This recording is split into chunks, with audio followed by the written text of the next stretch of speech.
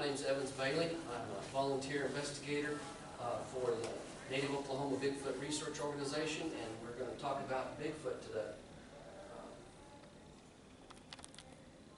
Our organization is a statewide organization. It's kind of an affiliation of several different Bigfoot research volunteer groups around the state. It was started by 3 tribal members, Cherokee, Choctaw, and Muskogee Creek, to bring a little bit different perspective to Bigfoot research, to include the tribal traditions, tribal teachings, and that perspective to Bigfoot research.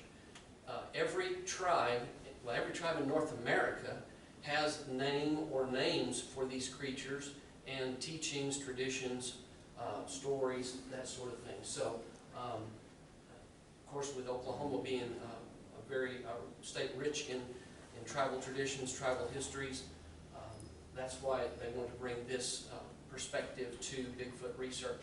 You know, the tribes have been here for hundreds, if not thousands of years, and why would we not include their perspective in this research when they have teachings and traditions and stories about these creatures from hundreds of years ago. The Caddo tribe is the oldest tribe in Oklahoma.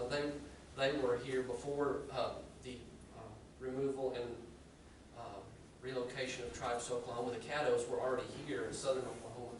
They said that the hairy man was already here when they got here. So teachings like that. So that's why our organization is named that way, because of including the Native perspective. Of course, as you can tell, you don't have to be a Native American to be a part of the organization. I'm not Native American, but our founders were, and we have representatives from several of the tribes. Of course, what we're talking about is probably this creature here. It's probably the most famous picture of what's purported to be a Bigfoot from the Patterson-Gimlin film. It's a frame, a still shot from that. The famous patty pose, as you see, you know, on every piece of Bigfoot merchandise. So this is the kind of creature that we're talking about. If you ask me what it is, I don't know. Everybody has their own idea of what these creatures might be. Some believe it's what we call a relic hominid. Some people think that it's a Gigantopithecus, or related to Gigantopithecus, which was an ancient ape-type species, primate-type species. The tribes, when you talk to the tribes all the tribes consider these an ancient people. They even talk about them as the ones that came before, the ancient ones, the old ones. They treat them, and their stories and traditions go back as treating them as a tribe of people. And as we'll talk about later on, some of the DNA evidence also points that they are partially or related to humans. So anyway, that's the one we're talking about. This was an eyewitness drawing, sketch of a Sasquatch or Bigfoot, or the tribes have so many different names for them, but you can see that you see the features there. What we call, the reason I picked this slide because it gives you the general features of what's usually reported: tall, thick, broad-shouldered, head sitting right on the shoulders. It appears that there's no neck. Then the massive limbs, of course, the massive feet, long arms, large hands, that sort of thing. The hair covering, the deep-set eyes, more of a human-type nose, and the wide mouth and jawline is just kind of the average, typical from sighting reports of what you get there. Now, the ones in Oklahoma, or I would say the ones in the southern United States, and the one that I saw was tall and skinny. It was tall, but it was skinny. It was not real thick, even like the patty. So it could be that there's differences based on climate, based on habitat, that sort of thing. And of course, just as with humans, there's different appearances. So with diversity, genetic diversity within these creatures, there could be different appearances depending on what part of the country you're in. If they're in a colder, higher climate, it could be that the larger body mass is more built for survival of that. In the lower southern, warmer climate, it could be that a thinner body frame helps. But the one I saw was just tall and skinny. Let me see. We can turn down the lights here. I don't mess everything up. That is a game trail picture taken.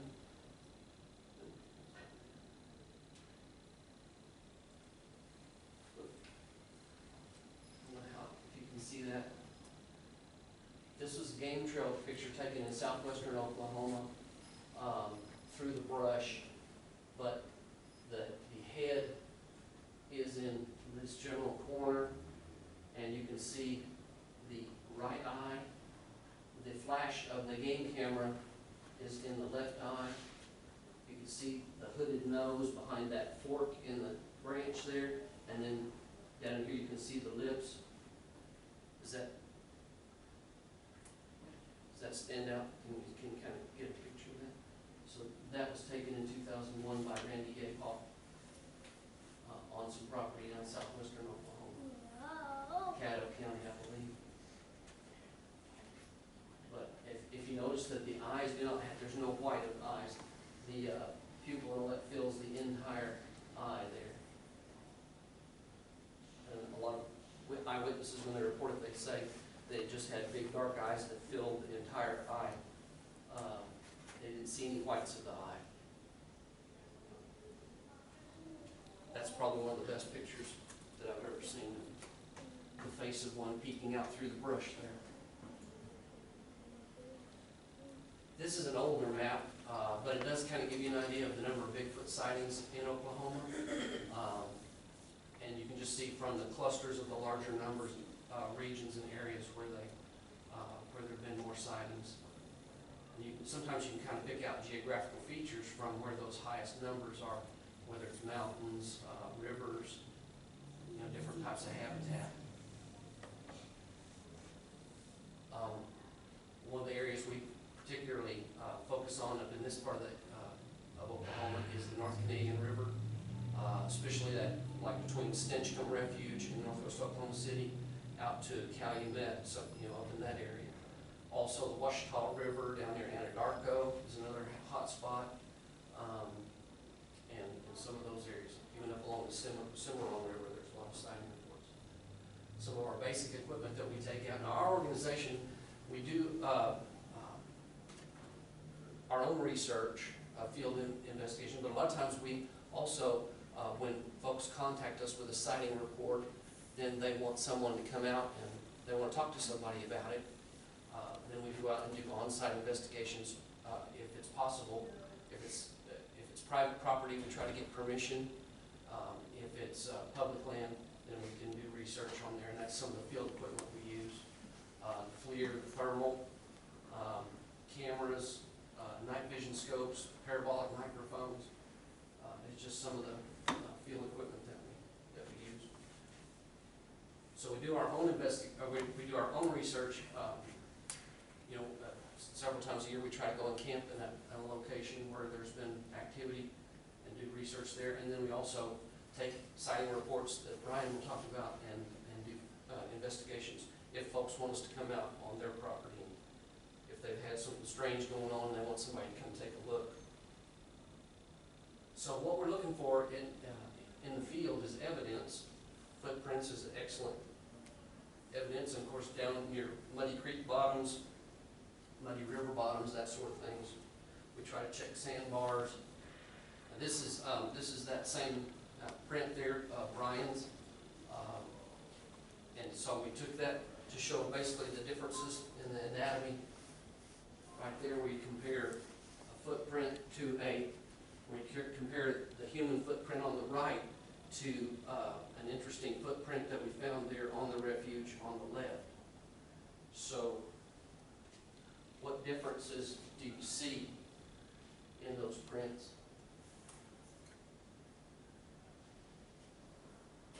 compare how long and thin the human foot is from being compressed into a shoe, how tight the toes are squished together since we wear shoes most of the time. And you've got the arch of the human foot, and then in Bigfoot print, you see it's very wide, splayed out. Toes are not as close together, more blocky. They haven't been compressed together. And then you got this weird looking thing, kind of where a little below where the human arch is, you've got this weird thing in the middle. Any ideas what that indention is for? Dr. Jeff Meldrum at Idaho State University, he's a professor of anatomy. He has come up with a theory from studying hundreds of purported Bigfoot prints, casts, that their foot is different. It's hinged in the middle. So where our arch makes that hump, their foot actually bends in the middle. Because he said that's a much better way of distributing the weight. And so where it bends in the middle, it makes this little hump here in the middle of the print. That's how he has explained that anomaly that you find in a lot of the prints. He's calling that the mid-tarsal flexion or ridge. So footprints are an excellent source of field evidence. In that one, you can see the indentions of the toes at the top, the wide, flat.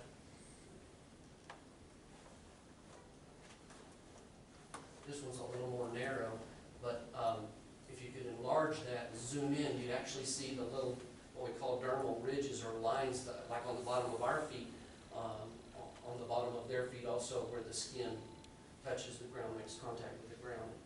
It leaves those little, and if you can get those in a cast, that's really interesting. This was a cast, or a trackway that was found in Stinchcombe Refuge. And what I thought was interesting was that, do you notice anything weird about that trackway compared to like humans walking down the road there? It's one in front of the other. I'm sorry? It's one in front of the other. Right, yeah, it's just a straight line. It's really weird. And so where I found this, it was coming out of the woods. It wasn't a trail. It just came right out of the woods onto the roadway. This is way at the back of the refuge, kind of north toward that power line cut that goes through the middle of the refuge. This trackway just came out of the woods, ran about 20, 25 yards, and then right back in the woods, and not at a trailhead, just thick brush. It came out of thick brush, went back in thick brush. You know, if you can look, there's quite a bit of stride between each footprint.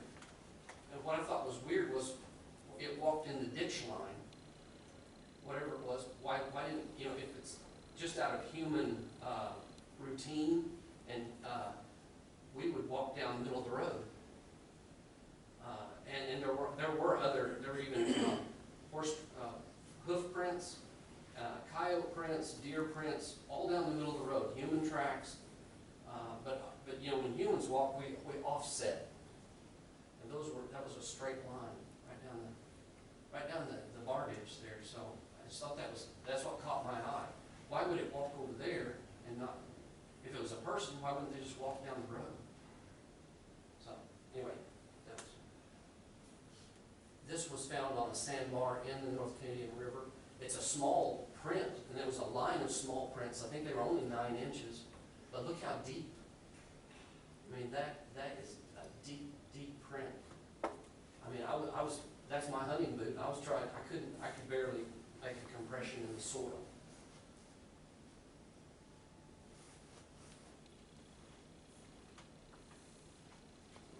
Really strange set of prints there, that they were so deep. This is some footprint casts from Jim Whitehead at the Mid-America Bigfoot Research Center. It's his personal collection of casts he's made. So you can see, you just notice from those how wide, flat can also see that where we talked about that mid-tarsal flexion. So that's the evidence that we're looking for. This is Jim Mordecai. He's the one that cast the footprint at Honaby Creek. And this is that cast. This one here. And when we're done, you're certainly welcome to come up and look at these. But again, you notice the wide flat, the large blocky toes, and a little bit of a mid-tarsal flexion here. I think I've got some better pictures of the actual footprint on the slides here. Yeah, that's the actual footprint that was found in the mud there. Now, what's interesting was the footprints not only went through the mud, but this is where it turned and went up the creek bank. You can almost see where the toes were gripping or sliding a little bit as it went up the bank. So we have footprints in the wet mud, and we also have some in the dry soil. And those are some large toes. It's really cool how, if you were faking a print, why would you fake toes going to the right? That really interesting. In fact, there was a hog hunter that reported those. He came up to the camp and said, I found something down here in the creek bottom I think you guys need to look at. And took them down there, and there was the line of prints there. Different evidence that we look for, like stick structures, just odd things you find in the woods, something that looks out of place. That's kind of what we're looking for. Tree twists. This is my brother Keith on the left, and Marvin Leeper, Professor Marvin Leeper from Tishomingo on the right. This little tree is still green. I've got a picture of it. It's still green little oak tree. It's this was on top of Boctuplo Mountain in south of Honaby, in the area where we were doing some research. And all the other trees around it, no damage.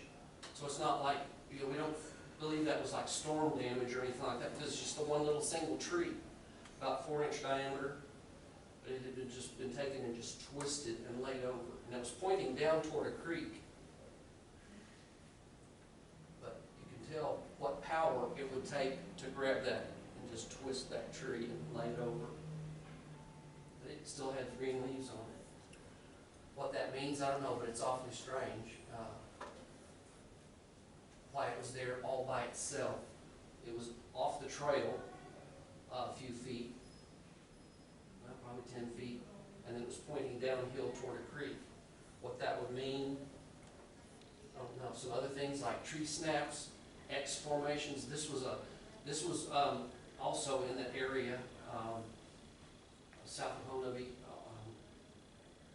Was kind of back in that Three Rivers Wildlife Management area, but there's a game trail to the left of the X that runs back in the woods there. It's just weird that that's the only damage around it. The one tree snapped over, pointing. It's weird. They seem to be pointing in certain directions, but we don't know exactly what that means. But then there's the X. We don't know what that means. If humans, we see an X. What do we think it means? Marks the spot. Marks a spot, or keep out. But if they're doing that, what we have, we don't know what it means to them. It could be a boundary marker, could be a territorial marker. We just don't know. This was an archway found in Stinchcomb, and what I didn't take a good picture of was over here where the tree comes down, the top of the tree. It's been tied down and wrapped around with greenbrier. Have you ever seen greenbrier, that thorny? It's been tied down. Now, what the strength that it would take to bend that over and then tie it down? Amazing. That's off a trail there in Stinchcomb, kind of toward the north end. There's Jody. We were doing some investigation of damage. There was a river gauging station on North Canadian near El Reno, and it had a microwave pole, came off the back of the station, where it would send signals to the Water Resources Board, and something had taken and bent that down to the ground. also had ripped the guts. It's an electrified box, and something had ripped the guts out of the box. So we were checking on that damage. You see these guys on TV, the strength guys, and they've been, that's a T-post that's been bent to the ground. This is that clear picture that's up there of something. So on the thermal, on the FLIR, forward-looking infrared is what FLIR stands for. So something is in that brush there on the edge of the riverbank, watching us while we were watching it. So thermal images is also good evidence. And I believe that is okay. So and then somebody said, what about DNA evidence? There was a DNA study done called the Genome Project from a lab in Texas. You've probably heard about Dr. Melba Ketchum, where she had asked for people to send in samples if they thought they had a sample of something with Bigfoot DNA. They received over 100 samples. They ran it. It came back a mixture of human and unknown DNA. They sent these results. They sent these blind results to GenBank, which is the human genetics, where DNA, what would you call it, directory, where all the samples are taken and registry. GenBank did not accept the results because it's controversial. She had also sent these blind samples out to other labs and had them test them, see what they thought, and she didn't tell them what she thought it was. And some of them contacted her and said, "What'd you send us? What is this?" And she said, "Well, you tell me." And they said, "Well, you're on to something, but don't quote us, don't include us. We don't want to be a part of it, but you've got something weird here." So she submitted it to ZooBank, which is the animal DNA registry.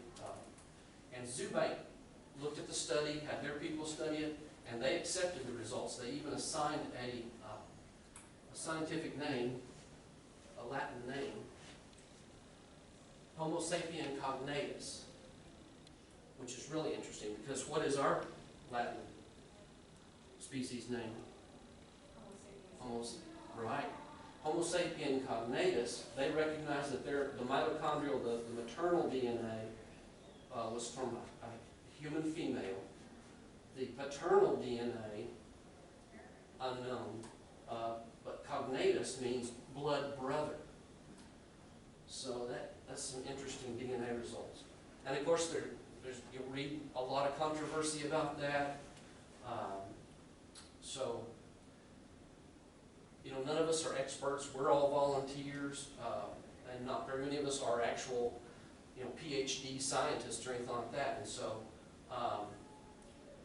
we can't claim to be experts. We don't have a living specimen or a dead specimen, a zoological specimen, so we don't know. It's all just best field experience, best theories, best guesses. That's at this point. But a lot of us do feel like there's enough evidence that to prove, the standard of proof on this creature is much, much higher than anything else ever. So, we're just doing our best to collect as much evidence as we can, witness reports, that sort of thing, and present it to the scientific community. There's more and more all the time, actual academic scientists, research scientists that are beginning to look at this because of the evidence that field researchers have gathered to present it to the scientific community and actually get some serious study going. So, but that's what we do. And Ryan is going to talk about this is Ryan White. He's from Skiatook. Did I say that right? Skiatook? Northeast part of the state. And he's come down. He's going to talk to us about the website for NOBRO, you can find all kinds of evidence on there, and also what we do.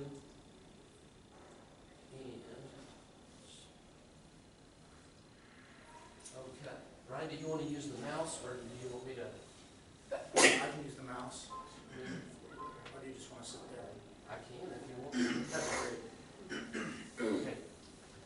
Yeah, thank you, Evans. So I'm Ryan White.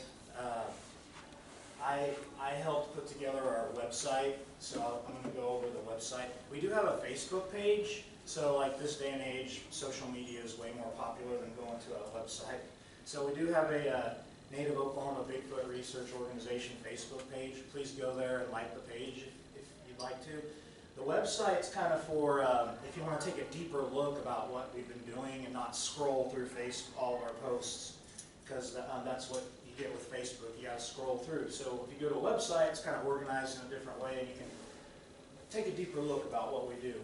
So I was going to go over just a few things on our website. First off, it's NOBROBigfoot.org. You don't even have to type www, don't do that, it won't take you to the website. But if you just go to your bar at the top and type in NOBROBigfoot.org, it'll go straight to this Google site. It's a Google site, but it'll go straight there. And that's our website. And up there it says home and about us and contact us, and you can click the more button. There'll be some more features that you can click on and browse through the website. So first I want to take a look at the evidence page. So if you click on more and go down to evidence, right there in the middle kind of. So the evidence page, so this is basically what Evans has been talking about. And this was Evans' idea. He came to me and said, let's have an evidence page and show like our findings on the website. Let's have a page that features that. So I added that page to our website, and I put it into 4 categories: tracks and casts, and video footage like night vision and FLIR, audio recordings we've collected, and some tree structures. Basically stuff that Evans has already been going over. But yeah, if you'll go through here, so if you'll stop right here. So this is me and Jim Mordecai. Last December, we saw that in Tulsa, there was a city park in Tulsa. It's called Chandler Park. And this park naturalist, it says right here, Kim Watson, she works for the park, and what she does is she gives out these hikes like every 2 Saturdays. If people want to come from the community and go hiking, she'll take them out on a hike. So she does prep work, and so she'll, during the week, like to go find interesting things to point out along the trail for the hike on Saturday, she goes out and she like tries to find interesting things. So one day she was doing prep work and trying to collect, interesting scat or whatever along the trail to point out. And she found a track not too far in the trail, and so we eventually found out about it. I went and interviewed her, and me and Jim went to that Saturday hike, and we did a casting demonstration, and we actually casted that Chandler Park print. It was 17 inches and about 6 to 7 inches wide. So, and you can see her shoe right here in the footprint. So it was just kind of a cool little, you can kind of see the whole process kind of there on the website. What I thought was amazing was the detail of the toes. And those are some long, large toes. And see that, that's in a city park on the outskirts of Tulsa. And so a lot of people, we hear feedback all the time. Why would a Bigfoot be in the city and that kind of thing? Well, it's on the outskirts, and in my opinion, a Bigfoot could come into a park that has I think it's like 600 acres of woods, and I might be a little off there, but like 600 acres of just woods in the park that's kind of untouched. And then there's private property on the other side of the fence that's still woods that the Bigfoot could go into.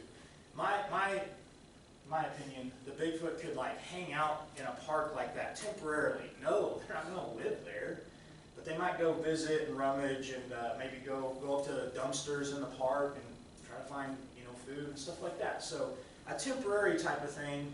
No, Bigfoot's not living in Chandler Park in Tulsa, but I think they could venture in there at night, look around for a little bit temporarily, and skid out along down the river. And this park is along the Arkansas River that goes through Tulsa. All right, well, if you'll just keep scrolling through, we'll take a look at some different stuff. So there's him showing how to mix the plaster and stuff to make the cast. Okay, and then that's the final cast right there. That's actually that night. It hadn't even been cleaned off yet fully, but we were excited about that picture. All right, if you'll keep going. This is just more casts and stuff. I don't want to go through everything because I want to talk about other stuff, but you guys can go through the website and look at some of this other stuff.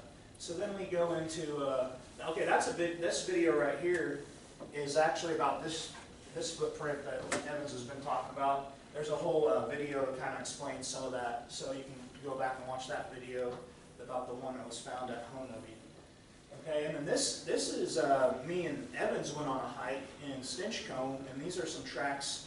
We found a whole line of tracks, like a quarter of a mile long of tracks the day we went. I think Jody was with us, yeah, in the audience there. She was with us that day too, and that was a really cool day. And so these are some of the footprints we found on that day.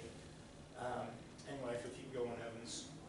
Okay, so then we're into video footage and night vision and FLIR. So we have a section in the evidence page of that. Yeah, okay, let's just watch one if it'll play. So this is just like an example of, just a little short clip of some FLIR footage. We're looking for like a warm body heat signature. So if you can't tell, this is what we were looking at, kind of peeking behind. It was like peeking out from behind a tree on Polecat Creek. Yeah, it just stormed. It was real warm and foggy that night, so the FLIR's having trouble because of the fog, the temperature dispersion. Everything's the same temperature, but there's something hot. We were on a bridge looking down the creek. There's something peeking out at us there. And this is actually very near a Bigfoot sighting that we took. Our group took. Somebody reported seeing actual Bigfoot. So this is near that area that we went to go look at that area, and during our night investigation we saw this. So just an example of some stuff, some of our evidence that we feel like we might have captured. You can go ahead and click out of that, Evans. All right, so let's go down to audio recordings. So every once in a while we might get like a whoop or a howl or a wood knock. I was going to, okay, so here's an example of a single yell. If we'll listen to that real quick. Just Yeah, I don't know if we have the. Oh, yeah, it's on. And see, you can see it right in here, the wave right there. So that's pretty neat. Did you catch that yell? It's kind of faint in the background.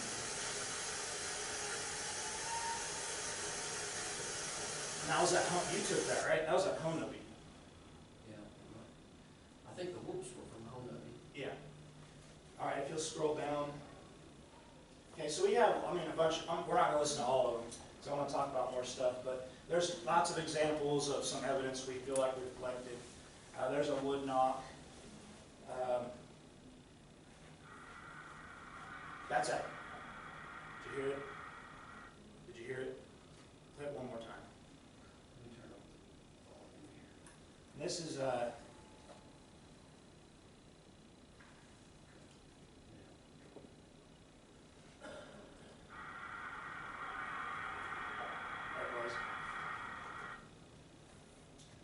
so that's just another example of, some wood knocks, whoops, and stuff like that. This was the one we were. Okay, we got two whoops right there.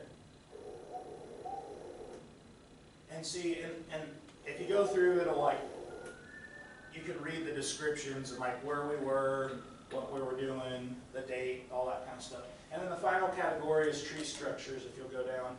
And so, last March 13th, 2022, some of our team went out on a hike at Stinchcombe, and these are some structures they found, some examples of some different structures they found that day on that hike. I wasn't able to go that day.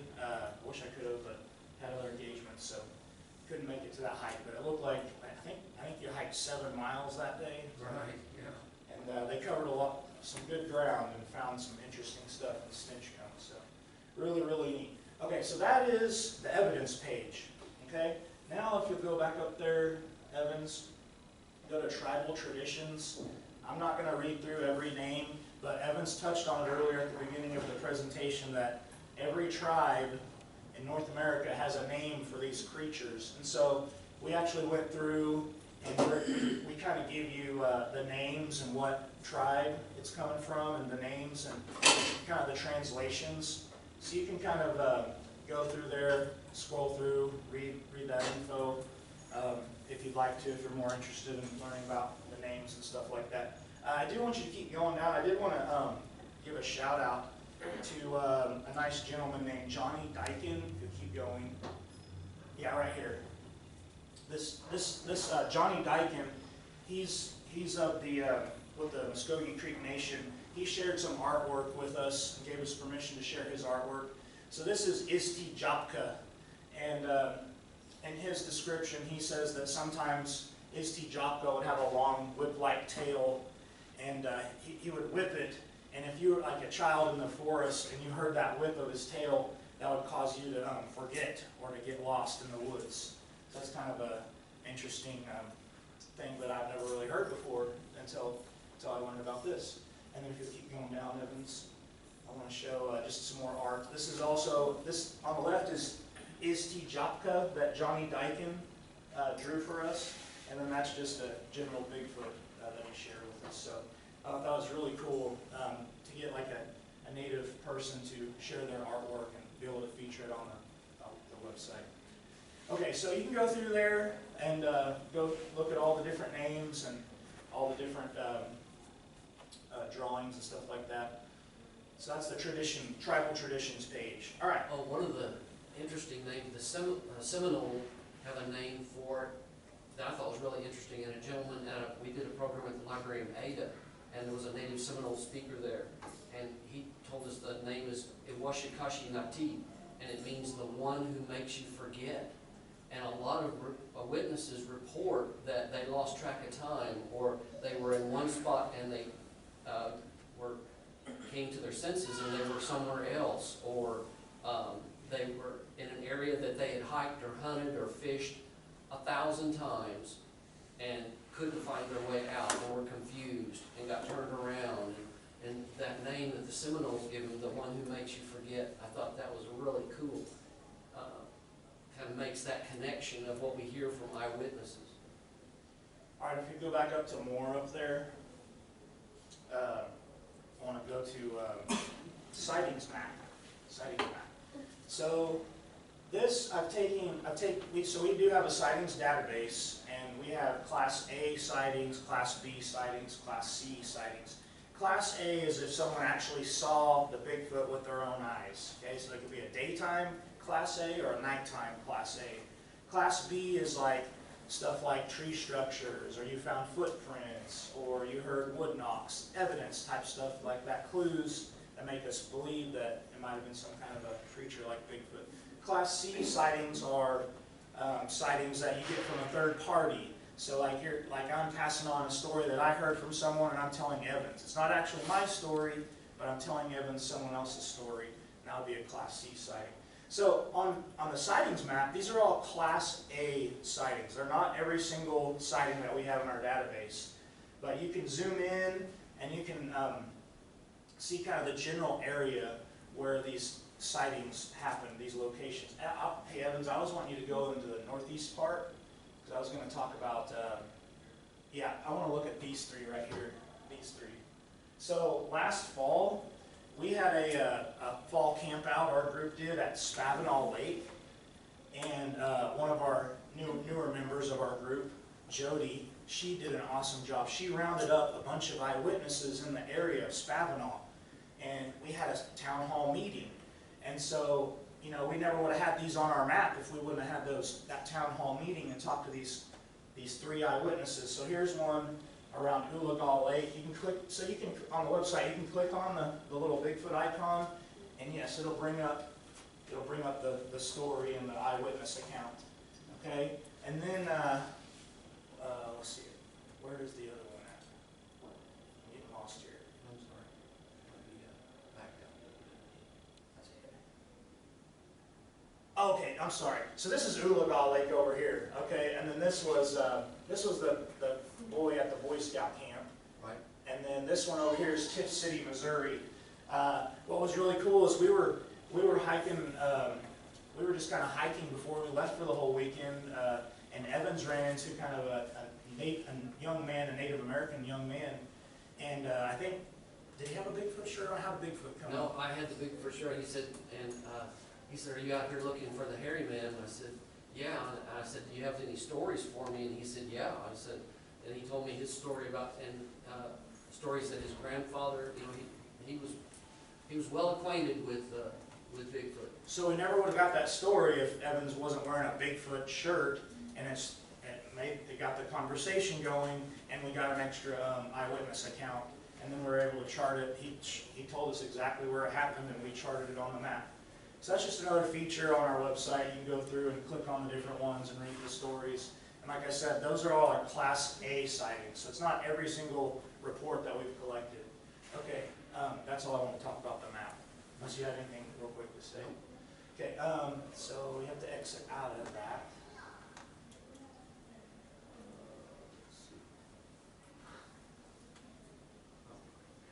Is there like another tab on the computer to go to?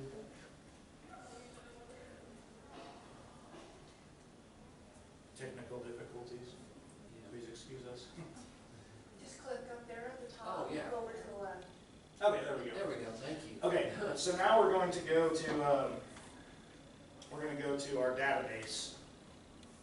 So we do have a sightings database, and you'll just scroll down here, and you can click here, or you can click on the picture, and it goes into our database, a chart-looking thing. At first, oh no, it's not going to let us in our database. I've never seen this happen before.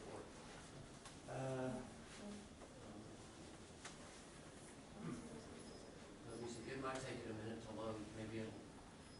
Your browser versions.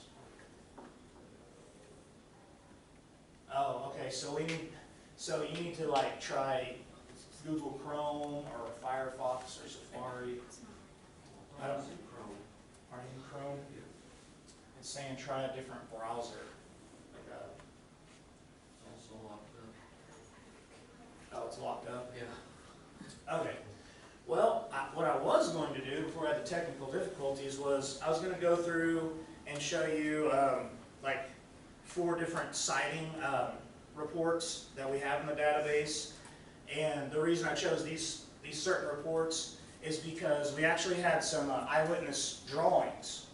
And so it's always really cool when you talk to an eyewitness and they can actually, you can say, hey, could you draw what you saw? And usually people are, I'm not an artist at all. No, please, no, I can't do that. That's usually the response we get. Every once in a while, you know, there'll be like an average artist or better. I'll be like, okay, I'll try to put something together. And yeah, sure. And so they actually try to draw what they saw.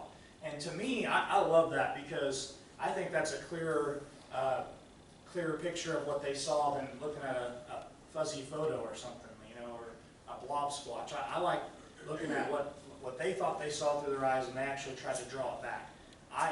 For me, I really like that. So I was going to show you 4 different ones and stories on there because guys, not everybody always wants to do that and agree to that draw for us. So that's really cool when you find somebody who is willing to do that. It's really neat, and it's neat for you guys to be able to, you know, go onto the website and look at those different drawings. That's what I was going to do because I had 4 different ones that I wanted to show you. So I guess I'm gonna have to skip that part of my presentation in the database. But if you go at home, I think if you just click on the database, it should work. I've never seen it do this before. I'm sure it's my laptop. It's pretty old.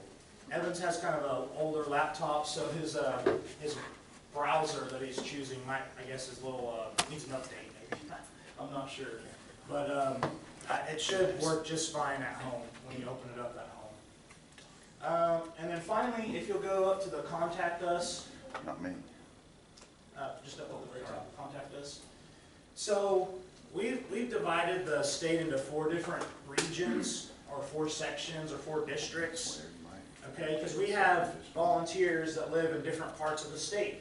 So like, I live in the northeast part of the state. So like, if you're in the northeast and you have a sighting, you can contact me or one of the other people that live in that district, and it's more likely that we're able to get out there and talk to you and visit your property and that kind of thing. So you kind of want to go to our website and find what district the investigators are at, and then they can come talk with you and visit with you. I mean, any of us will talk with you over the phone, but if you actually want us to come out to location and talk and take a look around on your property, we need to go by the different districts of who's living in those districts. So anyway, on the contact part of the page, you can find our emails, you can contact us. We'd love to hear from you.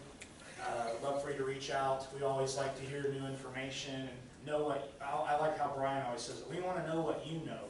That's what Brian back there in the corner, he's one of our newer members. He always says, we want to know what you know. And that's true. We do want to know what you've seen and what you know, or if you have a relative that's seen something, or a friend, you know, give us a lead. We'd love to talk with you. And you can remain anonymous. Yes, very true. All right, so that concludes my presentation. Thank you for hearing me today, and please visit the website. Please like us on Facebook and interact with us.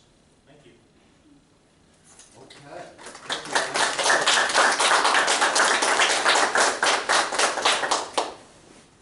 Also wanted to introduce a friend of ours, David Wilbanks from Ada, Oklahoma. Come on up, David. He's a researcher in the south central area of Oklahoma. He's been doing that for years and years and years. He has a music store in downtown Ada, Dave's Music. If you're ever in that area, I'm going to stop in and visit with him and swap some Bigfoot stories, that sort of thing. David used to operate a website called southernbigfoot.com. And he was involved with the documentary you might have seen a few years ago called Bigfootville. Anybody ever seen that one? Many years ago. Yeah. Not that far. And you can still watch that on YouTube. It's on YouTube, Bigfootville. It was filmed here in Oklahoma. He was involved in that. And then also, years ago when David was a volunteer investigator for BFRO, Bigfoot Field Researchers Organization, he was one of only 2 investigators that were allowed into the security booth at Concho, at the tribal casino, to see the actual original footage of the dumpster Bigfoot, where it comes up to the under the vapor light and gets in the grease trap there at behind the casino. And so he has actually seen that original footage. So anyway, David he's also an author, and he has written a couple of books that he wanted to talk about. Since we're in a library, he wanted to talk about a couple of the books that he's written about Bigfoot in Oklahoma. David? Thanks, Evans. Yeah, I assume since you're in the library, you're literate. So anyway, I have written a couple of books. I've been investigating this subject since about the mid-90s. Been interested in it all my life. Since when we were little kids, when I was in movies like Mysterious Monsters and stuff, I just believed in that stuff.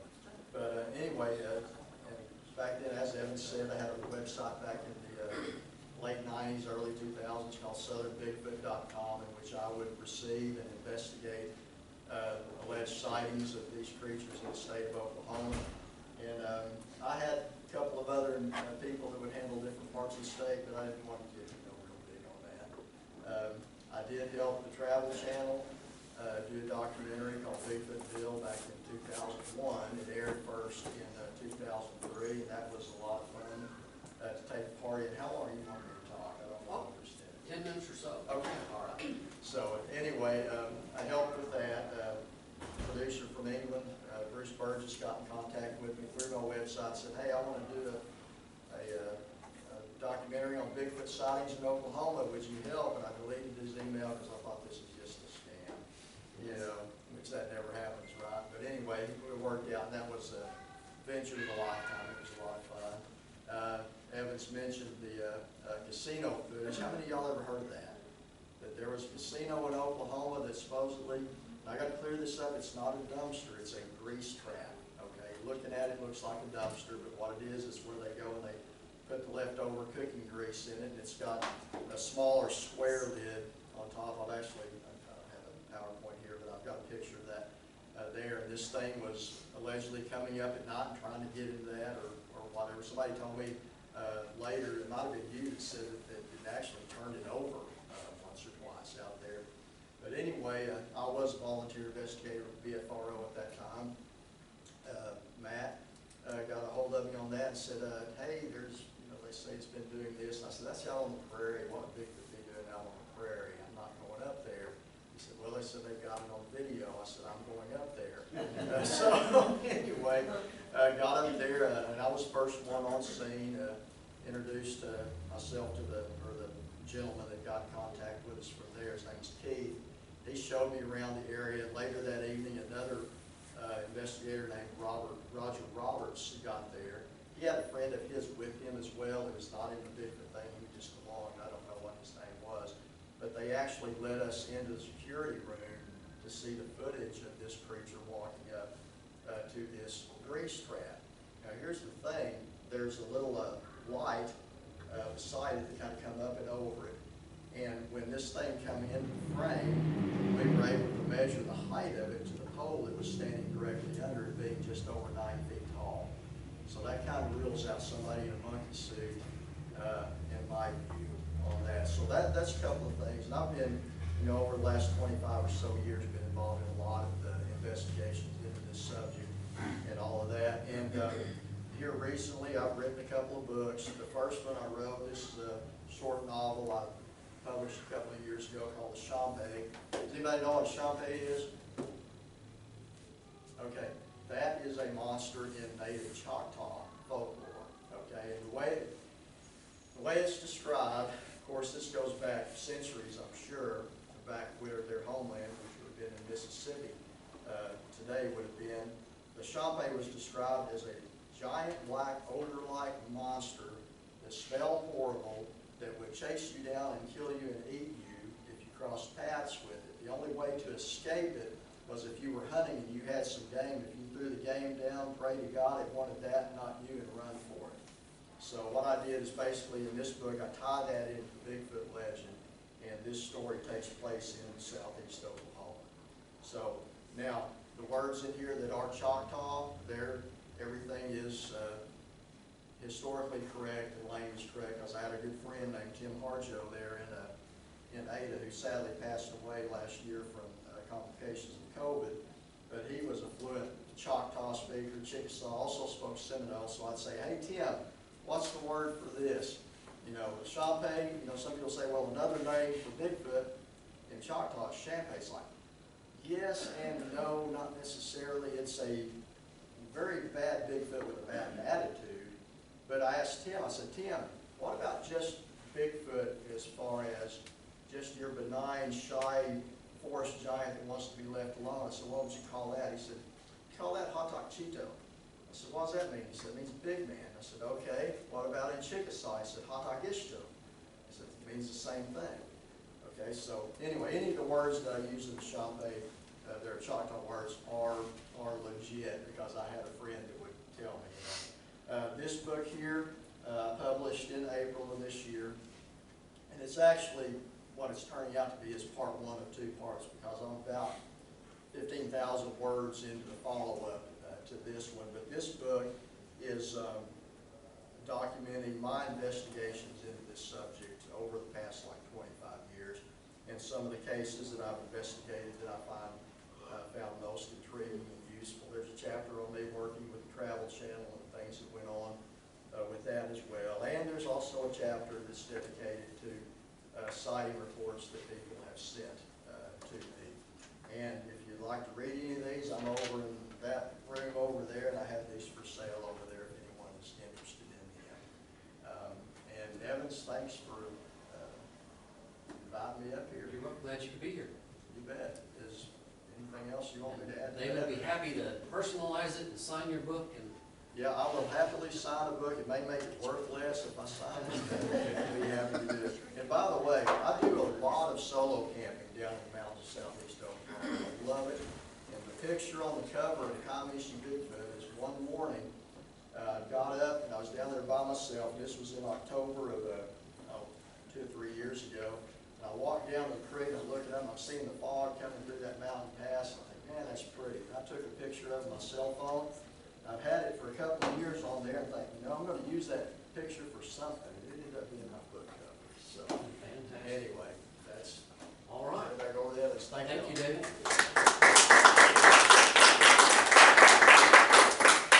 So we've got a few minutes here.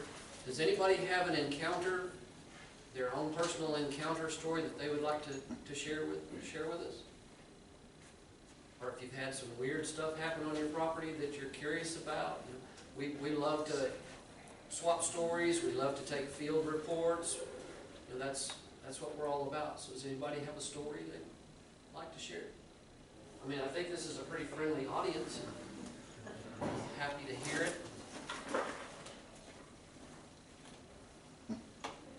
Anybody had anything weird happen on their property that they're kind of have some questions about? I went to a town hall meeting in Noble, Oklahoma about this subject, and I got there late. There were some other people leading the meeting, and I sat at the back, and a lady came in and sat beside me, and I could tell she was upset.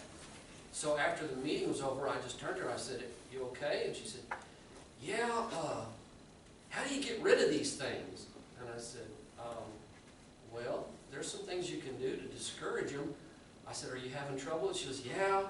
She said, "My daughter started watching that Finding Bigfoot show." She has a teenage daughter.